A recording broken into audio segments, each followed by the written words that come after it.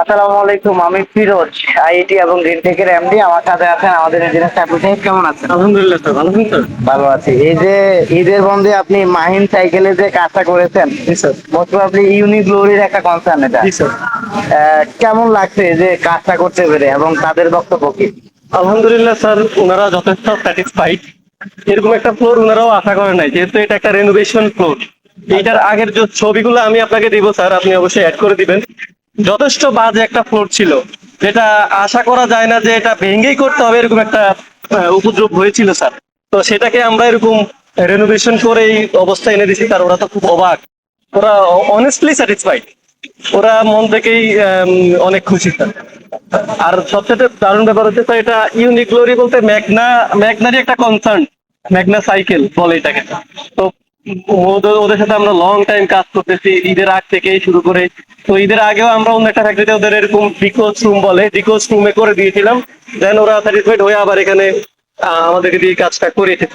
আচ্ছা, এই যে বললেন যে আমরা সামনে আগাই, যে ভাঙা ফ্লোর, ভাঙা ফ্লোরকে আপনি ইয়েতে মানে এরকম একটা শেপে নিয়ে আসছেন, আপনার অনুভূতিটা আসলে কি? স্যার আমিও নিজেও অবাক। আমি যদিও ঈদের বন্ধে কাজটা হওয়াতে সরাসরি যুক্ত হতে পারিনি, আবার ফোনে দেখে দেখে আমার যে কিউরিয়াসিটি ছিল যে কেমন হবে বা কি আসে বিষয়, আমি ক্লায়েন্টকে স্যাটিসফাইড করতে পারবো কিনা, আমি নিজেও স্যার অবাক। ক্লায়েন্টও স্যাটিসফাইড, আমি নিজেও স্যাটিসফাইড।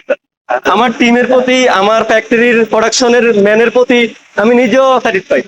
যাক, মাশাল্লাহ।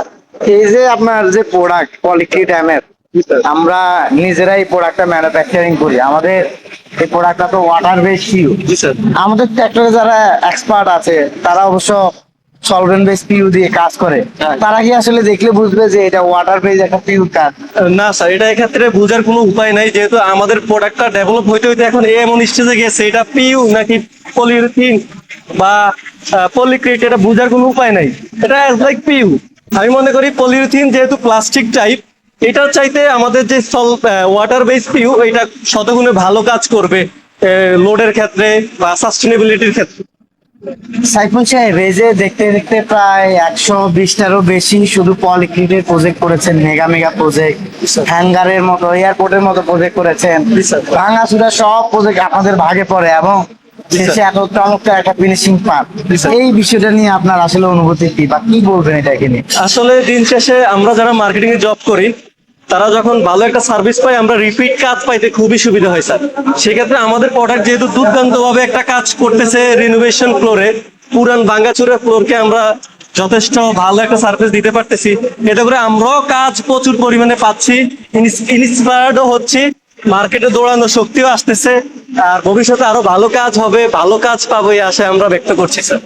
আচ্ছা, অ্যাজ এ মার্কেটিং ইঞ্জিনিয়ার, মানে মার্কেটিং এর দায়িত্বটা কিন্তু সবচেয়ে কঠিন দায়িত্ব। জি স্যার।